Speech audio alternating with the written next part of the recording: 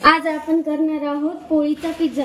ते सकाळी उरलेल्या पोळ्या त्याच्यापासून मी पिझ्झा तयार करणार आहे। तर त्याच्यासाठी साहित्य लागणार आहे, इथे आहे पिझ्झा सॉस, कांदा, शिमला मिरची, टोमॅटो, मीठ, धनेपूड, जिरेपूड, मिरची पावडर, इथे चीज, इथे बटर, आणि तुम्हाला आवडत असेल तर पनीर जरी घातलं तरी चालते। तर आपण सगळ्यात अगोदर पोळीला बटर लावून घेणार आहोत।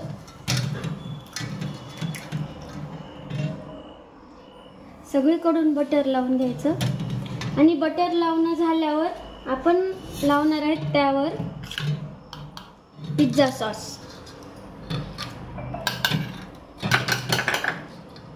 आणि ते पण सगळीकडे लावून घ्यायचं। तर मी आता पिझ्झा सॉस लावून घेतलेला आहे आणि तुम्हाला जर आवडत असेल यामध्ये तुम्ही टोमॅटो सॉस सुद्धा मिक्स करून लावू शकता। तर हे मी सगळीकडे लावून घेतलेला आहे पिझ्झा सॉस। आता यावर मी टाकणार आहे थोडंसं मीठ। मीठ थोडंसंच टाकायचं कारण की चीजमध्ये थोडंसं मीठ असते, त्यामुळे थोडंसं सगळीकडे टाकून घ्यायचं मीठ। त्यानंतर टाकणार आहे मी धनेपूड,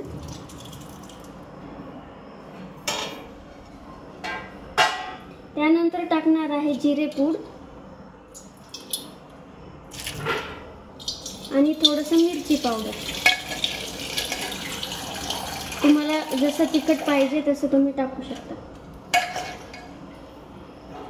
आणि नंतर यावर टाकणार आहे कांदा,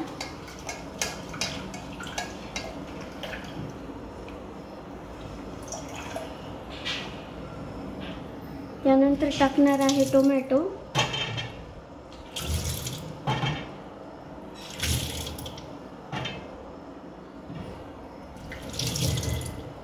त्यानंतर टाकणार आहे शिमला मिरची,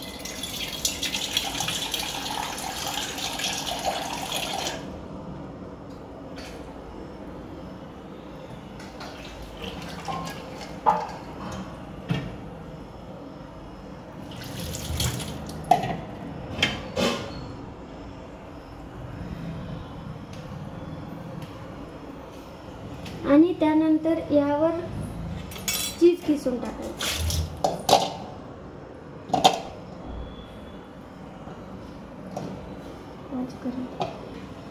यावर मी सगळीकडे चीज टाकून घेतलेला आहे। आम्हाला जास्त आवडत नाही त्यामुळे थोडंसंच टाकलं। तुम्हाला जर आवडत असेल तर तुम्ही जास्त सुद्धा टाकू शकता। आता ह्यानंतर मी तव्यावर परत बटर लावणार आहे।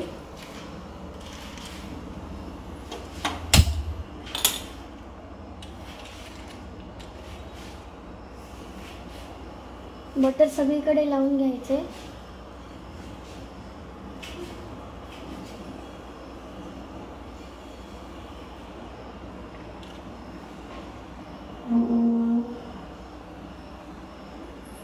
आणि हे असं तव्यावर ठेवायचं आणि याच्यावरच झाकण ठेवून द्यायचं, वाफेनं ते शिजून। तर आपला पोळीचा पिझ्झा तयार झालेला आहे। बघा किती सुंदर दिसतंय आणि खायला पण खूप सुंदर लागते।